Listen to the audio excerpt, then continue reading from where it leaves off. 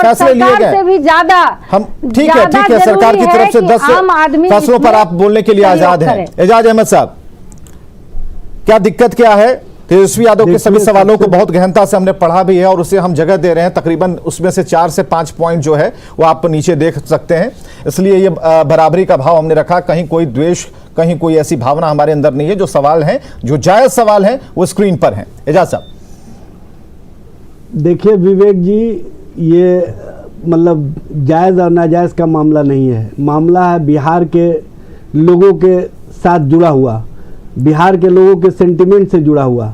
सबसे बड़ी बात यह है कि सरकार नीति तो ले आती है, लेकिन इसकी नीयत ठीक नहीं है। नीयत अगर ठीक होती तो शराबबंदी आपने देखा होगा 2016 में लागू किया गया, 2017 तक पूर्णतः लागू रहा, जब तक ये महागठबंधन के साथ रहे। जैसे ही भारतीय जनता पार्टी के साथ गए, फिर उसी तरह से शराब के कार्यक्रम को इन्होंने, याद होगा आपको 2005 से 2015 तक इन लोगों ने प्रोत्साहन नीति लाया था, शराब का ज़्यादा से ज़्यादा राजस्व की उगाही हो इसके लिए। और माननीय मुख्यमंत्री जी जो आज शराबबंदी का श्रेय ले रहे हैं, उस समय वो कहते थे कि अगर ये शराब लोगों के बीच राजस्व के संसाधन का एक बड़ा साधन है, और महिलाओं और बच्चियों के बीच जाकर के मुख्यमंत्री जी ने जब कहना शुरू कर दिया कि बच्चियां, आपको जो साइकिल मिल रही है, आपको जो पोशाक मिल रहा है, ये शराब के पैसे से मिल रहा है, तो बच्चियों ने उस समय विरोध करना शुरू कर दिया और साइकिल लौटाना शुरू कर दिया। कटिंग लेकर आए और उसी समय एजाज साहब, वो कटिंग है क्या पेपर वाली? नहीं, कटिंग नहीं, हकीकत है। हकीकत है, हकीकत है। कैसे मान ले हकीकत? हमें मौका देना होगा फिर आप। नहीं ठीक है, ये सवाल हमारा नहीं है। देखिए मोतिहारी की सभा में, मोतिहारी की सभा में उन्होंने कहा था, मोतिहारी की सभा में कहा था, रहे हैं कि शराबबंदी का श्रेय माननीय मुख्यमंत्री लेना चाह रहे हैं। 15 साल इनकी सरकार थी तो कहाँ शराबबंदी पर कभी चर्चा हुई थी? वो मैं बता रहा हूं, जिसमें ताकत होगी, जिसमें साहस होगा, वही ऐसा निर्णय ले सकता है, विवेक जी, जो कि मुख्यमंत्री जी ने किया है। इसलिए बहुत इसमें बोलने की जरूरत नहीं है। और आज ये लोग भी क्रेडिट भी लेना चाह रहे हैं, लेकिन सवाल यह है कि क्रेडिट यहीं पे खत्म हो गया।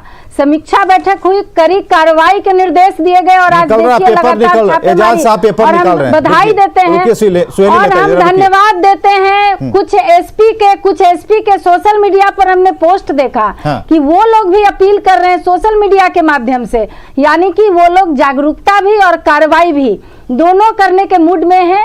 अब हमें जैसा लगता है कि देखिए व्यक्ति का एक स्वभाव होता है कि जब बार बार किसी चीज को याद कराया जाता है तो वो उसमें लग जाते हैं।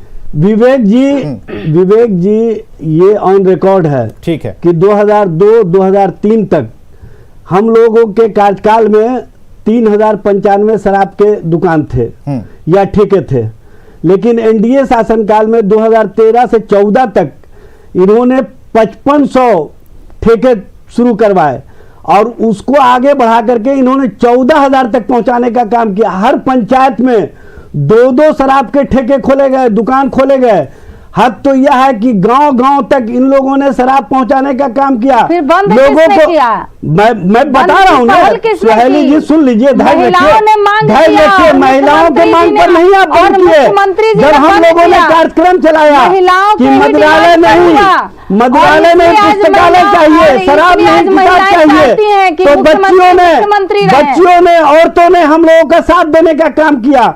और राष्ट्रीय जनता दल और महागठबंधन के जितने दल के लोग थे, उसमें कांग्रेस भी शामिल है, सभी दलों के लोगों ने दबाव बनाने का काम किया।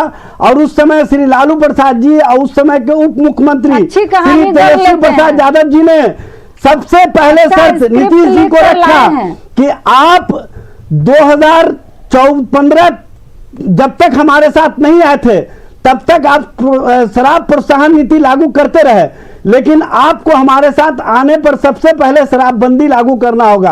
और हम लोगों के दबाव पर 1 अप्रैल 2016 को राष्ट्रीय जनता दल और अन्य दलों के दबाव पर, महागठबंधन साथियों के दबाव पर नीतीश कुमार ने शराबबंदी कानून को लागू करने का काम किया। लेकिन अफसोस की बात है कि उसका श्रेय वो दलों के लोगों को नहीं देना चाहते थे। उन्होंने एक महिला के कहने पर, और जब ये उसी मोतिहारी की सभा में जब बच्चियों ने विरोध किया तो इनको लगा कि अब जो है ना ये हमारे लिए संकट की घड़ी आ रही है, और उस संकट से बचने के लिए और जो राष्ट्रीय जनता दल अन्य दलों का दबाव था उसके कारण 1 अप्रैल 2016 दीदियों ने अपील की, शराबबंदी कानून को लागू करना है। जीविका दीदियों ने अपील की। देखिए बीच बीच में भूल रहे हैं कहानी करने में। नहीं, अब हमको दिक्कत कहाँ है? दिक्कत तो इनको है। पहले सरकार को आता था राजस्व में कोष, लेकिन अब समानांतर कोष की व्यवस्था इन्होंने 20,000 करोड़ रुपए की कर ली है। उसमें भारतीय जनता पार्टी के नेता और जनता दल यू के नेता बराबर के भागीदार हैं। लीजिए, आप देखे होंगे विनोद शर्मा जी, नेता प्रतिपक्ष तेजस्वी जी ने नहीं बैठने देंगे भारतीय जनता पार्टी के नेता और राजस्व मंत्री रामसूरत राय जी के भाई के घर से जो और उनके स्कूल से जो शराब बरामद हुई, विनोद शर्मा जी, उसका पूरा एविडेंस समीक्षा से समाधान पर डिबेट हो रहा है। ठीक है, लेकिन इन्होंने उस पर कोई कार्रवाई नहीं की। अफसोस माननीय मुख्यमंत्री को बगल में खड़ा करके मुस्कुराने के लिए छोड़ देते हैं। एजाज जी, सकारात्मक सोच करके किसी डिबेट में जाना चाहिए। देखिए, सकारात्मक तो आप लोगों का सोच हम लोग देख चुके हैं। आपकी बात सुन लिया, आपके साथ जब जनता दल आया है तब हमारी बात सुन लीजिए। आपको बोलने का मौका दिया हमने, हमारी बात भी सुनिए। हम विवेक जी को धन्यवाद देते हैं कि लगातार शराब पर करा रहे हैं, जो कमियां उसको उजागर करने का काम कर रहे हैं। निश्चित रूप से सरकार समीक्षा कर रही है, माने बहुत बड़ी बात है। सरकार का ध्यान कहीं न कहीं हमारे आदरणीय मुख्यमंत्री भाजपा जदयू की सरकार जिस चीज को लेती है बहुत गंभीरता से लेती है, और निश्चित रूप से इसके परिणाम आएंगे। आपने पहले भी सुना होगा कि सती प्रथा होता था, आज होता है क्या एक भी सती प्रथा? कानून बने, धीरे धीरे बंद हो गए। बाल विवाह अब नाम के कभी कभी गलती से हो जाते हैं, तो इतना घबराने से नहीं होगा। क्योंकि क्यों आप घबरा रहे हैं, इसका जवाब जनता को देना होगा। आप बात करने लायक नहीं है। आप चौक चौराहा पर शराब पिलवाते थे, आप होली में शराब पीकर डांस आपके नेता करते थे। क्या बातें करते हैं? आपको बोलने गांव में शराब की दुकानें खुल गई थी महिलाओं के जनता पार्टी और जनता दल के कार्यकाल में। अपनी 2005 से 2015 जवाब सुन लीजिए, उसका जवाब क्या है? जवाब सुनिए, सुनाने के लिए कुछ है ही नहीं है। गलत बयानबाजी मत करिए। देखिए, आप अपने मंत्री को हटाने का काम करेंगे क्या? आप अपने मंत्री को हटाने का काम करेंगे जिसके घर पे शराब बरामद हुआ है? राष्ट्रीय अध्यक्ष को हटाया जिस पर चोरी का आरोप चल रहा है। राष्ट्रीय अध्यक्ष पर चोरी का आरोप नहीं है, माफ कीजिएगा, अभी तक माफ कीजिएगा, चोरी का आरोप नहीं है। आप जैसे लोगों ने सीबीआई का दुरुपयोग करने का काम किया, जिसके कारण ये आज स्थिति पैदा हुई। चलिए, अब इससे ज्यादा विषयांतर नहीं होने देंगे। राजेश राठौर हमारे साथ मौजूद।